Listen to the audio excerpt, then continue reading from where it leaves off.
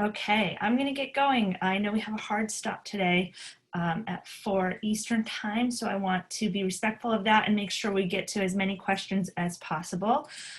Welcome, my name is Lindsay McGrath. I am the Communications and Event Specialist for the Office of Alumni and Donor Relations at Smith. I really want to thank you all for joining us today. And I especially want to thank Emily for sharing her expertise and her talents with us and her time and bringing these really actionable tools for you and help with your career search and anything you might be struggling with today. I just want to start with a few housekeeping notes. Everyone who has joined today is muted to limit background noise, but we encourage you to ask your questions through the Q&A box. Throughout the presentation today, I'll be monitoring them and helping to bring them to Emily's attention. So if you have anything that's relevant at the time, don't be afraid to ask. We are recording the webinar today and it will soon be made available on the Smith College YouTube channel. But I'd love for everybody to type in the chat box where they're joining us from today, and please select panelists and attendees if you feel comfortable while I introduce Emily. Emily Frank, class of '93, is an experienced career reinvention specialist who loves to help people find careers they love. She spent 3 years in Japan after graduation and has a master's degree in counseling. In addition to career counseling work, Emily enjoys public speaking on social justice topics and communications within offices. She calls Denver home, but works with clients from all over the world. So thank you everybody for being here today. Thank you, Emily, and happy Mountain Day. Thanks, Lindsay. Yes, happy Mountain Day. I wish I could celebrate, but also I'm really delighted to be here with all of you. So even though I am not kicking back in some beautiful setting here, I do get to spend time with my Smith Sibs, so that counts for a lot. All right, I'm so glad to have you. I'm going to try to actually pay attention to the time, which is not something I'm that good at, but we have a lot to get through here. So let me jump in. So this is just kind of a real quick overview of what we will cover. I don't want to belabor this too much because we have content here. So let me jump in. So this picture cracks me up. I'm class of '93, so that is why the pants come all the way up to my rib cage and I have this slightly goofy hair there. But this is me and my little welcome to Park House photo with my roommate. She's now an attorney, so we have definitely both done some adulting over the years. Yeah, I was an East Asian Studies major. Back then, East Asian Studies and East Asian languages and literatures were kind of all one, so we didn't have much of a choice. Then afterwards, I lived in Japan, got a master's degree in counseling, and I worked at a university for over 12 years, almost 13, doing career work. And this is my 3rd year in private practice. So that's a little bit about me. The first thing I really want to acknowledge for all of you is just how challenging these times are. I've been reading a lot about this. We've all hit, I think, what some people call surge capacity. You sort of power through and power through and power through, and then suddenly you can't anymore. I think many of us are feeling a lot of anxiety, some depression, some concern. I was pretty distraught at the passing of Ruth Bader Ginsburg. I suspect some of you were as well.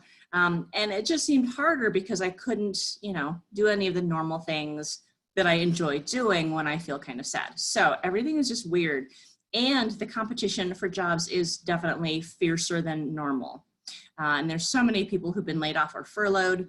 And I also do want to acknowledge that networking is still happening, but it does look a bit different these days. And I'll definitely give you some general sort of advice about that. I also want to let you know that if you are in a place where you really need some kind of urgent help, I do have some resources here for you. If you can't see this, if the little screen with the me and the other folks running this is blocking it, you can minimize that by hitting the little minus sign and you should be able to see all of this stuff. But there are some really great resources out there. There's some loans, there's some help with housing. There's also some lists of who's hiring. I'm a huge fan of, excuse me, adding maybe some remote work or side gigs to what you're currently doing in order to make ends meet. And if you have any specific questions about kind of any of these urgent services or anything that you have going on in your life that's a little bit too personal to share here, I also invite you to email me. I'm really glad to connect with all of you and to answer your questions as well as I can. Also need to apologize for this little cough I have. I went up to the mountains in Colorado this past weekend, which was lovely, but like most states, we're also kind of on fire, and I breathed in a lot of the smoke from that, and I just can't get rid of this little throat tickle. So anyway, I don't have COVID, so, but I do have a little bit of a cough. All right, so the first thing I really encourage people to think about in terms of careers is values. And I know that in a weird economy, in the market where people keep telling you, oh, unemployment is insanely high, and you know, you're sort of getting all of those messages, and everyone's feeling that kind of anxiety and depression, it might seem like this is a thing to ignore, but it's really not. This might be the time that you can't necessarily find the perfect thing that encompasses every single thing you wanted from a job, but your values are still really key, and they're still going to help you be at least reasonably happy in this next job that you wind up with, even if it's not a perfect fit. Ultimately, you still matter and your happiness still matters. And so I don't want you to ignore this piece of it, because you really do deserve to be at least content in your job. Oops. If you're not, you know, necessarily completely over the moon, you at least deserve for the low bar to be for that it's okay. So what are your work values? Well, we're going to be sending out a sheet that has some of this on it, but there are a bunch of things that can certainly be classified as your values, and I've listed a few here that are fairly typical. For me, autonomy is a really, really big one. So you'll see that in almost every list that I generate, it usually comes out as the first thing. And that's just part of who I am, kind of how I'm wired. I really get kind of irritated when people try to tell me that I should be doing something in a particular way, unless there's actually a reason for it. So big one for me. That's why I'm self-employed. But you'll see there's some others in here. So take a look at these and maybe jot down anything that feels really important to you, but don't worry about capturing all of this because we will be making the slides available to you. And also there's a worksheet that has a more robust list of values that you will get as well. Still, take a look. I think this is really important stuff. And I think some of this is items, kinds of items that we tend to forget or maybe try to minimize a little bit. We think, yeah, but who has work-life balance or whatever. But you can seek that. And I think if you can identify the values that are the most important to you, you'll be on a pretty good path to wind up in positions where you feel at least largely content over time. So, you know, give it some thought and spend a little bit of time figuring out your own values before you jump into your skills. And the reason I always put skills after values is that there's this thing I call the skills trap. So after I graduated and went and lived in Japan, I got back to my hometown, Denver, and thought, well, I don't know what I want to be when you grow up, but when you speak a language, what you do is translate. And forgive me, those of you who've been on my Friday calls have heard this story before, but what I wound up doing was I took a translation job at a law firm, and I was translating documents on rubber patent infringement. Very sexy. And there was nothing about that job that fit me except my skills. I was fine at the skills part. And I hated my coworkers, and I hated the tasks I was doing, and I hated the physical location of the office. I hated how I had to dress to work in a law firm. The whole thing was such a terrible fit for me that I was miserable, and they fired me. So, you know, they clearly weren't entirely happy with me either. And so skills can definitely be too much of a focus and can be the first thing that we think about when we're looking at jobs, but it really shouldn't be, because you're a whole person. That said, your skills are important. And so think about what kinds of skills you have used and really enjoyed using, as well as things that you would really like to learn, but maybe don't have yet. So that could be specific things like software, or it could be things like how to use particular systems within an office, anything like that. And if there are skills that you would really like to acquire, tool around online. There are probably some places you can go to learn those for free or low cost. One of the little pieces of silver lining that's come out of the COVID crisis is that a lot of places that have traditionally charged for their classes are no longer charging or have reduced their fees, so there's something like $5. So look around if there's a particular skill that you would really like to learn. Just make sure it's something you really want to learn. I tried about a month ago to make myself go through this class on digital marketing. If you're not familiar with Google, what is it? Google's Digital Garage. They have a lot of kind of tech-centered courses that you can take for free. And I just thought, oh, this is something I should know. And I got into lesson 1, I think, of the digital marketing, or it was mostly search engine optimization with a kind of digital marketing background piece to it. And I was not paying any attention at all. I was in the class and I was playing solitaire on my phone and thinking about what to have for dinner. And so, yeah, it was not a good fit. And I decided at the end of it, I would just keep paying my web design people to do my search engine optimization, because I'm apparently not going to do it on my own. So make sure that if you are pursuing new skills, they are things that you actually want. But also think about the things you've done that you've enjoyed. And those can be really kind of your focus areas as you're kind of moving forward with this. After you've done some work around, and by the way, there's also a skills worksheet that we can send you with all of this. And after you've been through kind of defining your values and skills, then you really get to think about what you want from a job. And what I encourage you to do is just to sort of start jotting down some ideas. This can be very much a brainstorming session, unless you are really clear. If you're really clear, obviously you get to skip all of this, but I would keep the values and skills worksheets, because the way you do the work or the specific place where you do the work can change what those, what the on the ground is for your skills and your values. If you don't know, you get to think about it. And I know this can be really intimidating.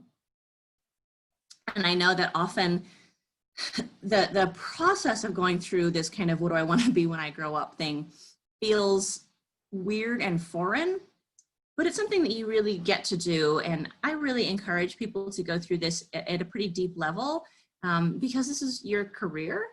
And even if you only do this next thing for 3 or 4 years, you still really deserve to enjoy those 3 or 4 years. So spend some time thinking about it. And there are definitely some places you can go to do some research. The tools I enjoy are things like, there's a website called ONet, which is a government site. So it looks like a government site. It's not an extremely beautiful website or anything, but it's fine. And it has lots of stuff about careers that exist. There's less information about really kind of cutting edge careers, but it's a really nice starting place if you just want to know, what is it that actuaries do? How is that a 40-hour-a-week job? It outlines a bunch of really great information. And then there's also, if you click through on that site, there's a quiz in the My Next Move page that kind of walks you through what that might look like. And again, we will send out the slides from this, but these guys here are all clickable links. I won't do that now because it messes too much with Zoom, but definitely have a look at those sites if you are interested in kind of figuring out what it's going to look like for you next, because there are a lot of options out there. And there are some things that you can do short term that will still get you where you want to go moving forward. Now, I have possibly a different take on how you make ends meet than some people have traditionally probably told you is good. What I find a lot is that it's not always the perfect thing that you're going to go for right now, just because of the situation that we're in. Sometimes you're going to have to define some more realistic short-term options, even if they're not exactly the thing that you really want. And so define for yourself what is good enough, even if it's not perfect.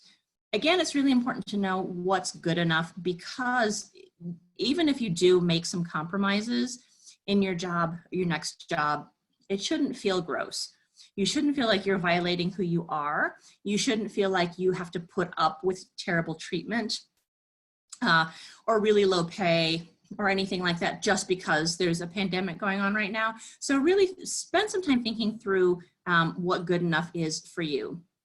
Another option that I do with a lot of folks is I brainstorm some ways to put together a couple of side gigs so that you're actually making enough money to make ends meet. Those can be part-time jobs. Those can be freelance editing and grocery delivery, you know, running errands for someone, anything that makes sense to you. And there are a lot of websites that will help you figure this out. So I'm partial to the side gig kinds of jobs because they're on your own terms. I will warn you that there is some California legislation that's potentially changing what these look like. But for most of us, we can kind of play around on sites like Side Hustle, TaskRabbit, any of those that feel good and interesting. And you really get to kind of define the hours you want and when you want to work. So that's nice if you have, say, a part-time job that maybe rotates.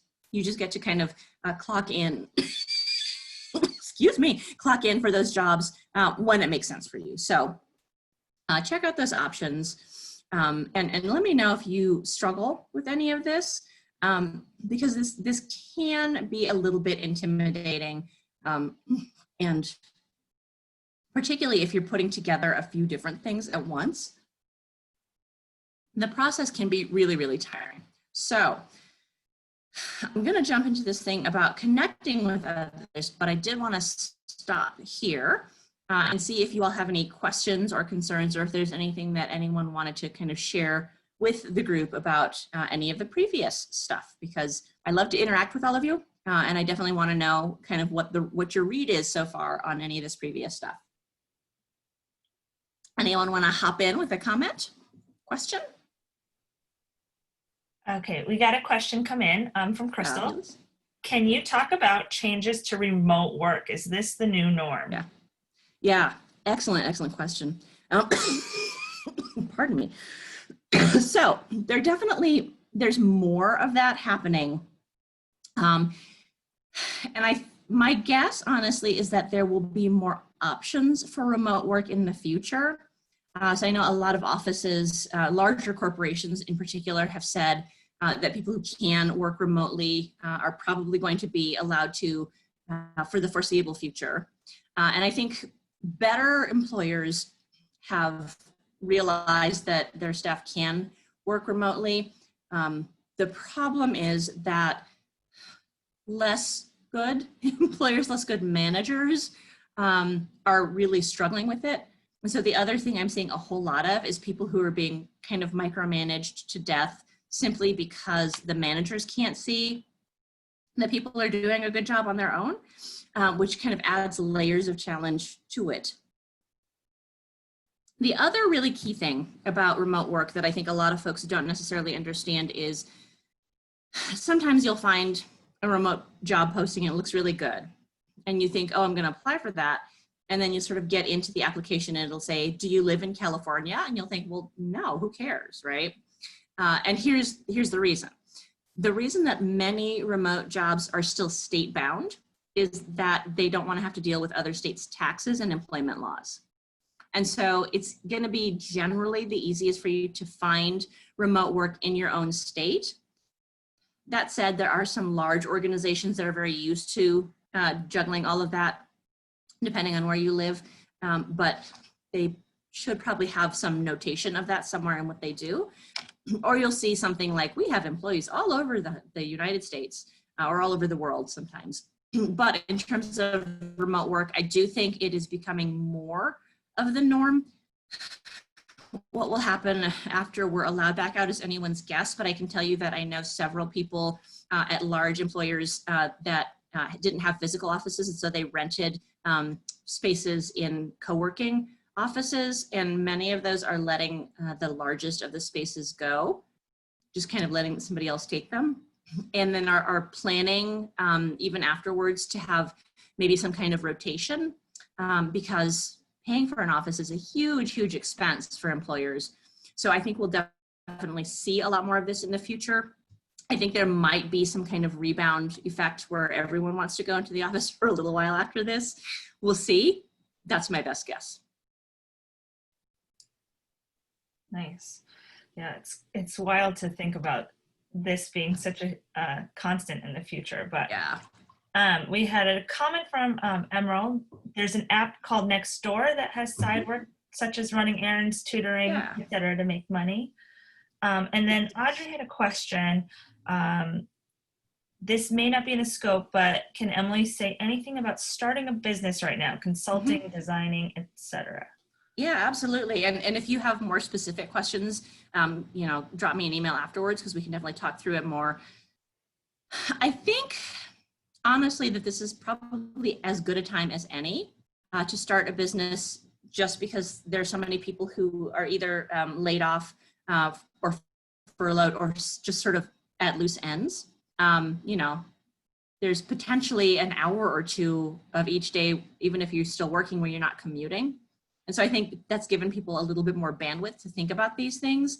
And so I think it's potentially a pretty good time to start a business, but I would really encourage you, before you make the plunge, to take advantage of your local small business development center.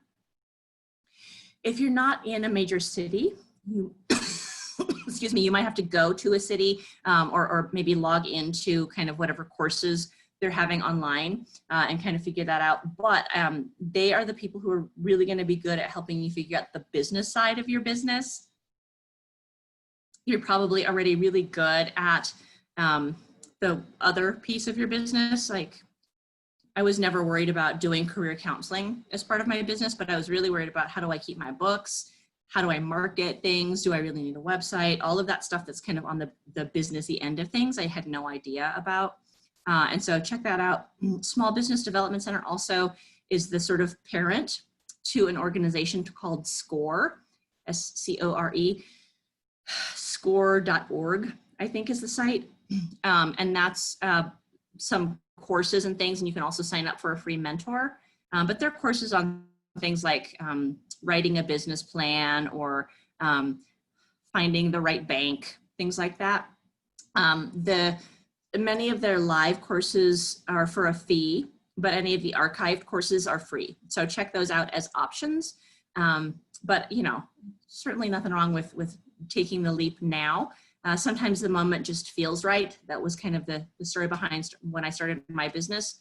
Everything just kind of came together in a way that I decided I would opt to take as a sign from the universe. And so I made the change. If you have the capacity to do so, I think it's really nice to maybe have something like a part-time job, maybe even a full-time job, and to sort of roll your business out on the side slowly, just so you can make sure it has legs. But that said, I didn't do it that way. So yeah, excellent. And again, email me if you have other questions about this. And by the way, thank you also for the Nextdoor mention. The nice thing about Nextdoor is it can be kind of hyper local. So if you're not familiar with the site, you can actually get notifications from just your immediate neighborhood, or you can expand it so it's, you know, in a certain radius of where you live. So it can be really nice sort of hyper local stuff, which is nice. And you get to know your neighbors sometimes in ways you didn't want to, but it's a nice service for that, and it's totally free. All right, excellent. All right. Let's jump on into this next section. I know that it feels right now like connecting with other people, especially if they're new to you, is just really hard. And I acknowledge that, but at the same time, it's absolutely still possible. It's just going to look kind of different. So I recommend you start your outreach process with people who are somehow already known to you. So that can be, you know, friends, family, people you went to high school with, some of your professors, anyone you can think of who's sort of already known to you. Could be, you know, your roommate's younger sister, anyone like that. So definitely start sketching out some ideas you have on just who people are that you might connect with. And it doesn't have to be at the outset people who are going to have a direct connection to what you want to do. So let's say that you would like to be a medical equipment sales representative. Great. So how do you figure out how to get into that field? Well, as you're kind of thinking through this, you might think, oh, you know, I had a friend in high school whose mother was a dental hygienist. And then so reach out to that friend. Say, could you introduce me to your mom? I'm just kind of curious about the field. And then meet the mom and say, you know, what I'm really interested in is medical equipment sales. Can you introduce me to a rep from your dentist's office? So it can be fairly roundabout as you make these connections. And you'll see also we'll send you a form that has a networking tracker on it. So you can start keeping track, and that can include places where you'd like to have a contact. That can include people who seem like good contacts, and you can just start sort of jotting things down in there. And it's a form, it's just for you. And so you can put things in there that don't even make sense or that you change your mind about later. There's no pressure. Brainstorm, throw some stuff on there, and have a little bit of fun with the process, thinking about who interesting people might be to connect with. And then I'll add, if there is someone that you're really interested in connecting with and you can't figure out how to do it, drop me a line, because I'm pretty good at that. And I think between us, we ought to be able to figure out how to get in touch with that person. As long as it's not like, you know, I don't know, Taylor Swift or something, we should be able to come up with a way to connect between us. And then as you have conversations with people, these nice kind of informal conversations with people doing interesting things, you're also going to want to be sure that you ask them for new connections. Also, we're going to send you out a sheet that's just kind of how to have these informal conversations. Alumni are great for these, and you can just be kind of career conversations. So there's a handout for that as well. And then at the end of those conversations, make sure that you say, this has been so interesting and informative. I really am enthusiastic about this kind of work or a related one.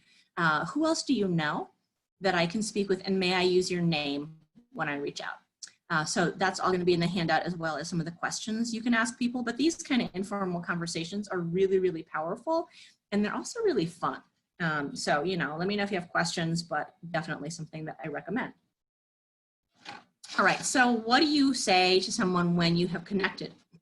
So what you're going to want to do ideally is ask for 20 to 30 minutes of their time. This can be through Zoom. This can be through FaceTime or GoToMeeting or Google Hangouts, or it can be a phone call. And, you know, I like to pitch it as a virtual coffee, but, you know, just find a time where you can meet and ask questions when you meet. These can be the kinds of questions you would never ask in a formal setting. So, for example, I'm really interested in this field, but I'm kind of concerned about the earnings potential. What's a typical salary range for someone who's new in the field? You can ask, what are the things you find most frustrating about your day-to-day job? All kinds of things like that. And so some of those questions are on the handout as well, but you'll think of others, so make sure you're writing them down. For example, I worked with someone recently who had just a crazy work setting, like insane hours. She was working at a startup.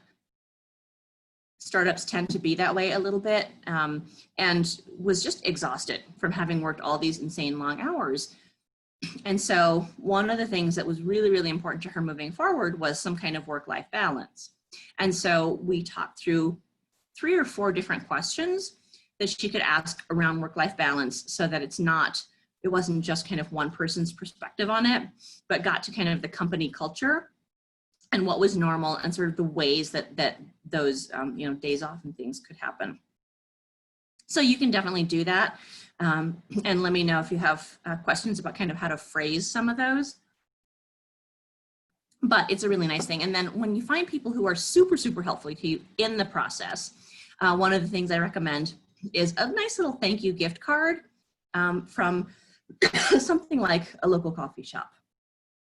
Note of caution, federal employees sometimes can't accept those, or sometimes can only accept a very small dollar amount. So just, if you're talking to a lot of Fed people, just ask them, you know, is there, can you accept gift cards, that kind of thing. And then just Google around for local coffee shops and things local to the person, because it's just a nice little gesture. And I also really appreciate these days the supporting of small local businesses. If anyone's in Denver, as it happens, I actually have a fairly robust list of some ideas in the area. And I have marked the businesses that are minority owned. So happy to share that, but it won't be helpful to you unless you're in Denver or unless your people are. Anyway, so that is my content, and I'm sorry I rushed through it, but I wanted to be sure to leave a lot of time for your questions and your comments and concerns, because I know that these times are so weird and challenging. So I would love to hear from all of you and to let me know if there's anything that I haven't covered that you would like to see. If there are any, I don't know, industry specific questions you have, what else I can share with you to make this transition into the next stage of your life a little bit easier. And by the way, this is here's all of my contact info. So definitely feel free to reach out to me. I will tell you that email is typically the best way to reach me. I have this annoying to me tendency to listen to phone messages and then sort of formulate my answers and then believe that I've answered them. So email is a little bit better, but a phone call is fine as well. And that's also my cell. So if you want to text me, you certainly can just say, you know, kind of whatever is going on. I don't encourage a whole lot of deep personal content via text because I'm uncomfortable with the you know, the security of the medium, but I'm definitely happy to respond to quick text questions. So tell me what's on your minds. What questions do you have and what can I do for you? Hey, thank you, Emily. And so yes, definitely get your questions in the Q&A or the chat box. So many good questions coming in before. Let's see. And thank you all for joining us again today. So I'm going to give it a few minutes to see if any questions come in. No, this is a difficult time. We'd love to hear anything that you're looking for right now, anything that might help you with your search or with a move. And anything that feels too personal for the group, like I said, please just email me. I'm really glad to tackle those questions too. Yeah, absolutely. So we do have a question. Which industries should we avoid these days? So there are some that are, yeah. There are definitely some to avoid, but they're pretty obvious. Live entertainment, pretty much out the door. The food industry is taking some really big hits. It seems like some areas are recovering a little bit there, but it's still really up in the air and iffy. What else? I have thought for a while that entertainment generally was going through some pretty big changes, and I think this is just going to really kind of accelerate those. I would not be getting into journalism these days myself. That's a bigger issue than the pandemic, but I feel like there's so many deep changes happening in journalism that the jobs are getting really hard to find, and they've tended to be either really competitive or kind of strange. Which isn't to say, if you love journalism, we can talk and figure out a way to go into it that would be meaningful to you and you know, in keeping with your values. But there's definitely some oddness happening in those spheres now. So I would say if you're going into that, just be prepared for big changes. But the real ones not to go into are just kind of the ones that you would anticipate. Good ones to go into, conversely, would be things like healthcare. Clearly, there's a need for that. Anything within things like the sciences and you know, epidemiology, fields like that, I think are probably They're probably slow right now, but they're going to be building pretty fast here in the next few months. That said, let your interests guide you more than the job market, and let me know if I can help with that. Awesome. All right. So we have quite a few questions that came in. Back to the starting a business. Would you recommend registering as a sole proprietor or as an LLC? Yeah, I would recommend the LLC, honestly, because that protects your personal assets. So just for a quick kind of touching base here, LLC is a limited liability corporation, and that means that if you were to get sued in your business, the person bringing the lawsuit could only go after the sort of worth of your business. So they can't go after anything else. They can't take your home. They can't have your car repossessed, anything like that. And the LLC is, what, $50 to get a license? And then it's around $10 a year to renew. It's easy to do, but if you have any questions, an accountant can walk you through. That's what I did. I just went to my accountant and I said, I don't know what to do. Help me with this.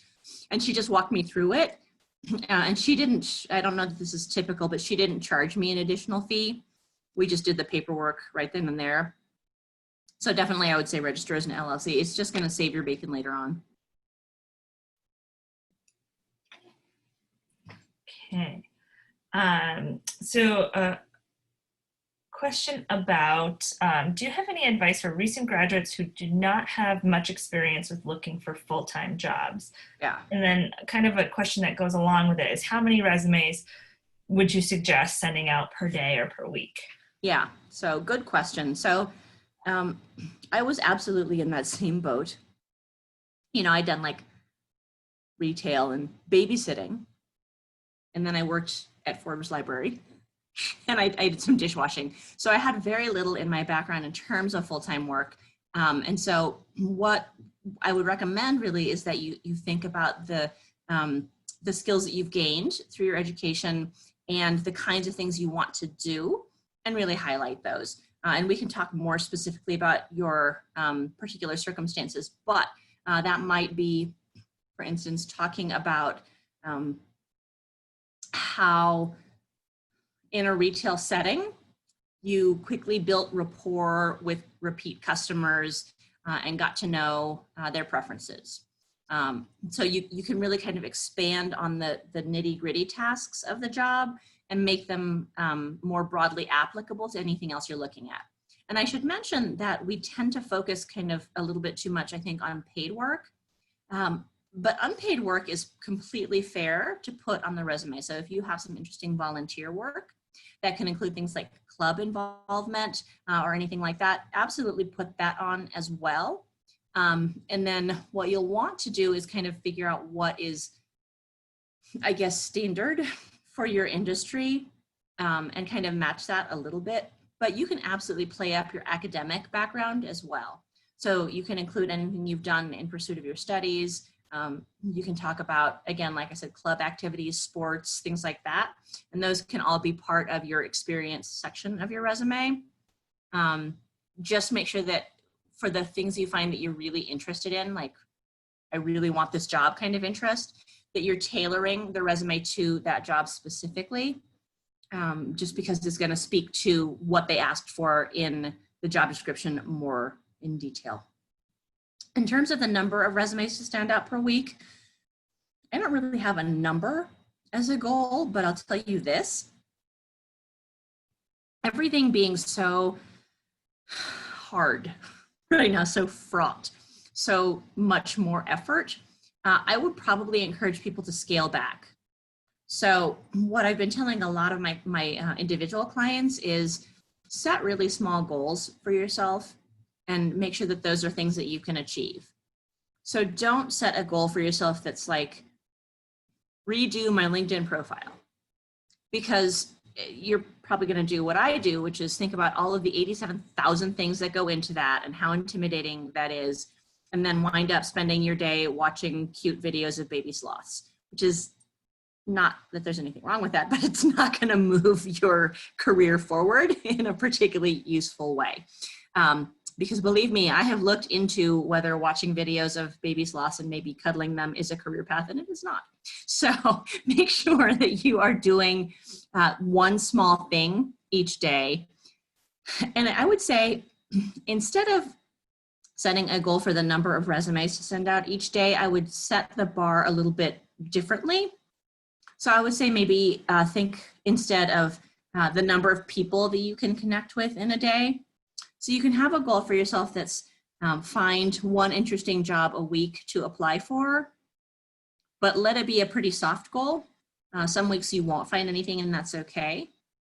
And instead, I would say put a little bit more time and attention in finding people you can connect with. And I should mention that if you are in an industry that uses LinkedIn, which is most things except the arts generally, actually that's not true, most things except the arts and some of the sciences that are more outdoors. So like ecologists don't tend to spend a lot of time on LinkedIn because they're out doing ecology. And people in the arts tend also not to spend a lot of time in there, but most other professions, there's a pretty good representation of people on the site. And so LinkedIn has this really cool feature that a lot of people don't know about. So what you'll do is once you have an account, it doesn't even have to be particularly robust. You're going to go in and there's a little search box in the corner and you're going to type in Smith College. A bunch of things are going to pop up, which is like people and jobs and whatever. But you're going to see a little drop-down menu and one of the choices in there is alumni. And if you click on that, it's going to give you a list of alumni that you can connect with. And you should be able to connect with them even if their privacy settings are a little bit higher because you have this thing in common now. Just make sure that you have put your own alma mater on your profile so that the site knows to read you as an alum as well. But then, you know, you can connect with people that way. 3 or 4 years ago, I think, I talked to someone, a Smith alum, who more than anything in the world wanted to work at Disney in their corporate offices. You know, not to dress as Mickey Mouse, but to do something on the headquarters side of things, and was really struggling to find a connection. So I hit my LinkedIn. I went through and I found a handful of Smith alums working at Disney, and I was able to connect this young woman with a couple of them. I don't know the actual outcome to that story, but it was a really easy way to connect them. So make sure that you're doing that as well. Unfortunately, there isn't a Seven Sisters one, which I think would be great, but you can certainly do some additional searching that way. So you can look for, you know, people who have listed Bryn Mawr as their graduation institution, things like that. It's just not as clean. Okay. We have a couple of questions coming in from alums. Here's one from Denise, class of 92, turned 50 this summer, wondering about feeling ageism, and would like to hear your thoughts on that potential issue. I wish I could tell you it's not an issue, but it's an issue. And frankly, it's a bigger issue for women. And it sucks and it's there. That shouldn't stop you from applying for things, but it should definitely be something that you're aware of moving forward. The industries that feel it the most heavily are the industries that are kind of more cutting edge. So a lot of tech, for example. And so I would say if you are either in or going into an industry that feels like it probably has more age discrimination as part of it, start by downplaying your age a little, which is going to mean things like, you know, potentially taking your graduation dates off. I like to keep mine in, but I might take them off for that. Only going back roughly 10 or 15 years in terms of your experience, things like that, just so that if that feels like an issue for you, that's not kind of a quick rule out for them. And then if you get interviews, go in really ready to talk about how you are cutting edge. I've had people even make jokes about it. You know, you sort of walk into the room and think, oh, everyone here is 23. And so, you know, I've had people walk in and say, okay, now I probably look like your mom, but, and then just kind of talk about their skills and, you know, what they've accomplished and that kind of thing. AARP actually has some really great resources on ageism at work. Check out their, excuse me, check out their website. Really good resources and really good tips around it. And they've actually given a couple of free webinars on the topic. Okay. There are so many good questions coming in, so I'm hoping we can Excellent. get to a bunch of them. We have another one from Michaela. Do you have any advice for someone just leaving their first entry-level job and trying to find something more mid-level? Yeah, definitely. Start by collecting any of those accolades that you've gotten in that entry-level job. You might not even use them, but they're a huge confidence booster, and some of them are probably really relevant. So collect those, check in on them every once in a while, and then you've actually got some built-in stories. So interviews are gonna really focus heavily on behavior. Tell me about a time when you went above and beyond the call of duty, that kind of question. And you'll have a little collection of stories that you can then speak to the question with. So someone will say, I don't know, a real common intro question is, what are your greatest strengths and weaknesses? And that can be, it can be uncomfortable for some of us to say, here's what I'm awesome at. But you can say, I've been told that I'm very good at, and then kind of talk about what people have said about you. And then make sure that you're really kind of keeping track of your accomplishments in your job, because that's how we tend to move up in jobs, by noting those accomplishments and putting them in front of someone. It's also just nice to do. Feels really good. Look at what I've done. So draft a list of some of the things you've accomplished, and moving forward, and this is true for everyone, I would say just keep a file somewhere where you write those things down. And then give as much detail in those for your own sake as you can, because you'll start to forget. But those are things that you can also use. So when you've made some pretty big strides in even an entry-level job, you're going to throw that onto your resume, ideally with some proof. So it could be things like overhauled, outdated communication system for customers, resulting in 20% fewer dropped calls, resulting in average 1 hour faster turnaround time. And sometimes what you'll have is, if you're in a field like mine, the measurable results are not really measurable, but you can say things like resulting in self-reported higher confidence in the role, things like that. Particularly good if you've gotten to do any training. So yeah, things like that, you're going to really highlight on your resume, but then also bring into the interview on your little cheat sheet, and just keep a record of for yourself. By the way, your list of accomplishments is something that you can also use when you go in to ask for a raise or a promotion in a job. You have it right there in front of you, and you'll say, hey, so you told me at the beginning that I could ask for a raise when I've had a certain number of accomplishments. Here's what I've done in the past 3 months. And so that's a really nice way to ask for those more dollars. Thanks. We've had a couple of questions come in kind of around making connections. Claire had asked, I work in membership for a nonprofit, but our members make up a huge group of people who would be great to speak with. Do you have a recommendation on how to approach this? I feel a little weird about approaching members as an individual instead of an employee.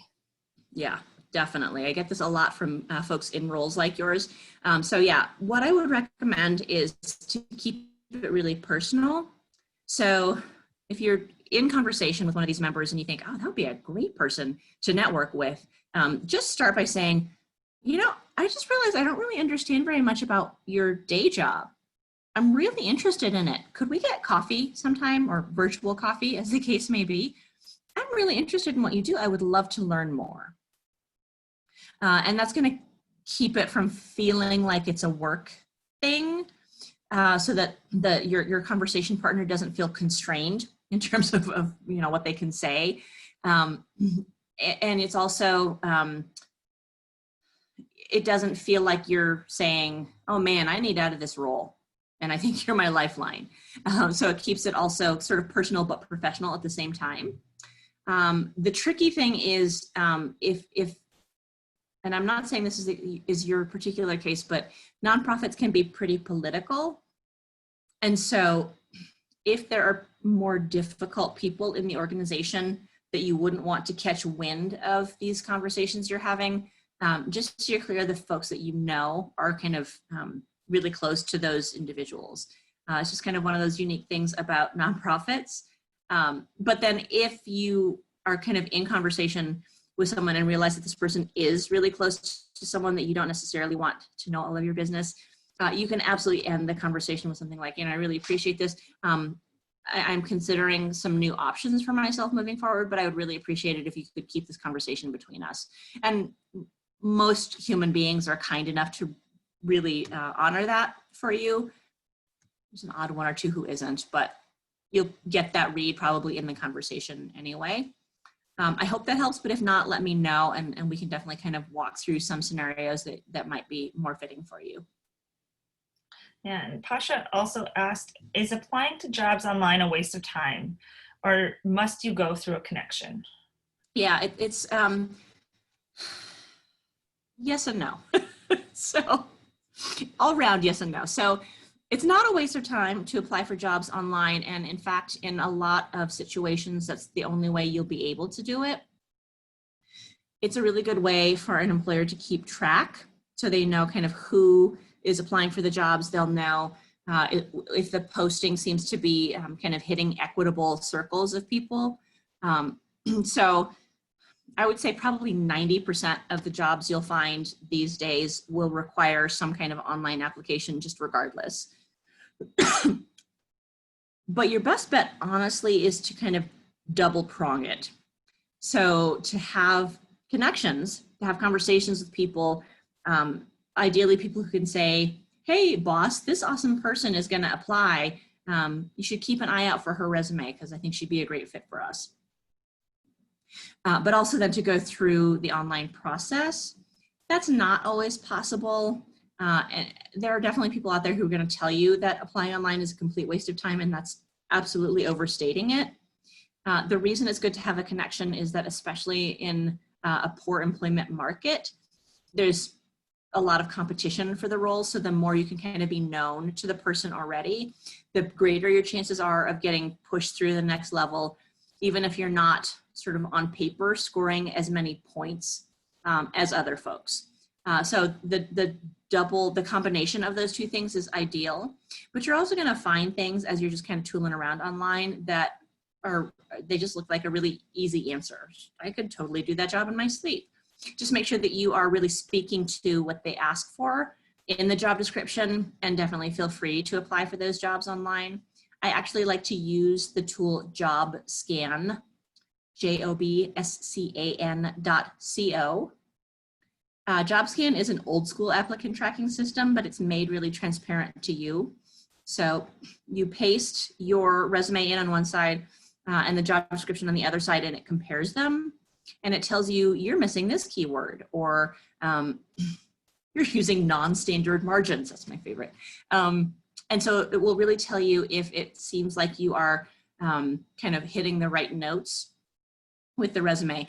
You don't have to be as literal as the site will tell you to be, because newer applicant tracking systems utilize AI. So they're not so kind of single vision. It's not going to rule you out because you've used a synonym for the word in the job description, but it's going to help you really get clear on whether you're capturing the right ideas in your resume. Awesome. And I could go on on this topic for like 7 hours, so I'm going to stop there. Yeah. Okay, a few more. Let's see. How do you budget and maintain a stable income starting off? I want to go into e-commerce, but I'm concerned about making as much as I'm spending.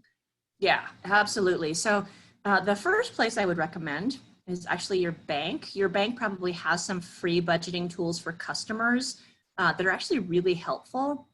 And that's, I think, a decent place to start. I have a budgeting worksheet that I can send you as well.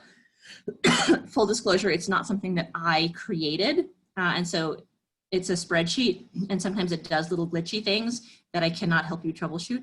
But I would start there. And I would say also, if you're trying to kind of come up with a budget, check some things out. Like you might, if you've never lived on your own, ask a friend or a family member, what they spend on average per week on groceries. Someone in a similar situation to you, and ideally in the same area of the world. Ask what they spend on rent, and just kind of get a ballpark for yourself. And then what you'll put into your own budget is the higher end of those numbers, just so you're being overly cautious. The other thing that I think is really important is when you're creating a budget for yourself, be sure that one of the line items in your budget is money for having fun.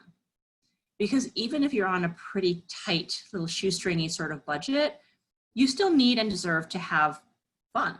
You should be able to go out to dinner with your friends once a month, or to splurge on something that makes you happy, you know, to buy a bottle of wine, just those things that are going to make you happy in life. So make sure that you're putting that as a line item in there.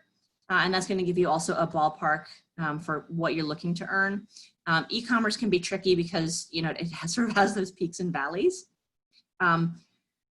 Additional tools that I like for kind of figuring out what you're worth, and I think there might be some budgeting tools on these sites as well, are payscale.com and salary.com.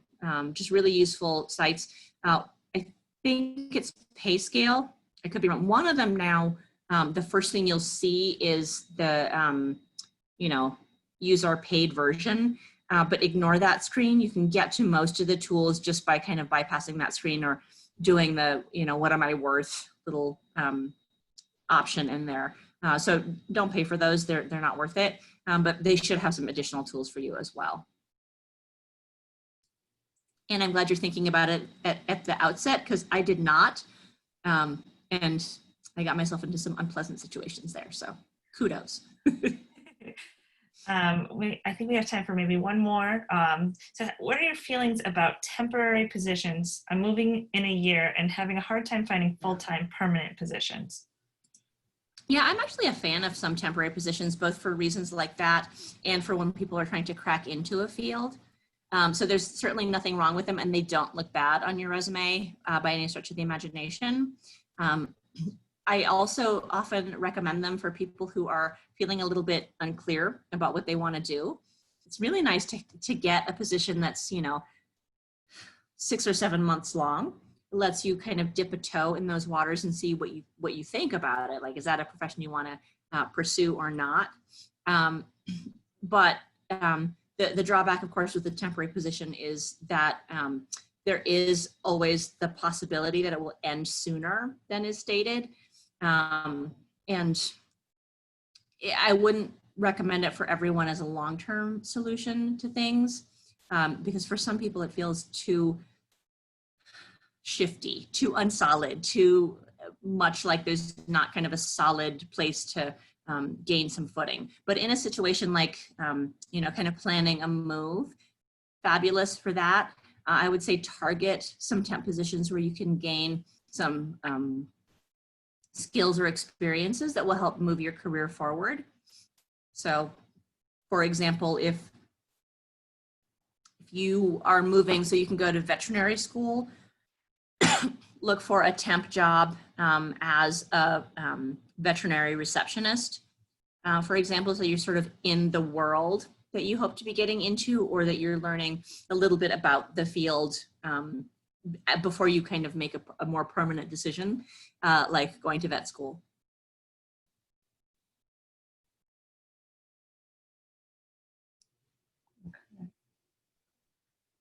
All right. We did have one that came in about suggestions for search for remote work in areas of biology and biotechnology. Yeah. Any quick thoughts on that as we wrap up? A couple quick thoughts. Do check out the remote job boards. There are a few where you can kind of drill down a little bit. Those are, there should be some in the links that I can't, flexjobs.com is one, and if you like that. But the other one I really like a lot is, I don't know if you all know the history of Kelly Girls. Kelly is an old placement agency, but they don't just send young women out to do typing and things these days. And so there is a branch of Kelly that's something like scientific and engineering, something like that. Just Google Kelly, K-E-L-L-Y, scientific. and it'll bring up their stuff. And some of those jobs are definitely going to be remote. And it's just that they're the branch of the placement service that really specifically looks at the sciences, engineering, I think IT, things like that. Awesome. Well, I want to say thank you to Emily. I know we have a hard stop, Thank you. so I want to be respectful of that. And thank you to everybody who joined us today. All your good questions. There are a couple more that came in that we didn't get to, so I encourage you to email Emily. And thank you again so much for your time. This is wonderful. And I will send that follow-up email to everyone. Yeah. And a recording will be posted of the webinar on the Smith College YouTube channel shortly. So thank you all for joining. I'm so sorry that we weren't able to get to all of your questions, but I'm really looking forward to hearing from those of you whose questions we didn't get to, and to maybe having some more clarifying conversations with a few of you later on. Wonderful. Thanks again. Have a wonderful day, everybody. Thanks. Bye. Bye.